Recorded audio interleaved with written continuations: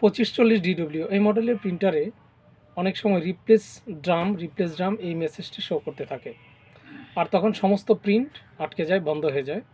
ঠিক এই সমস্যাটি সমাধানের জন্য যেটা করতে হবে আজকে আসুন ভিডিওতে দেখা যাক। রিপ্লেস ড্রাম আসলে সমাধানের জন্য প্রথমে আমরা ফ্রন্ট কভারটা এটা খুলব। এবার আমরা ওকে বাটন, এই বাটনে চাপ দিয়ে কিছুক্ষণ ধরে রাখবো। রিপ্লেস ড্রাম লেখাটি ডিসপ্লে হয়েছে। এবার আমরা ওকে ছেড়ে দিলাম।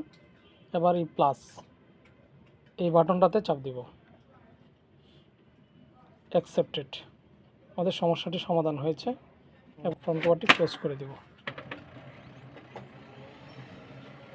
প্লিজ ওয়েট দেখাচ্ছে।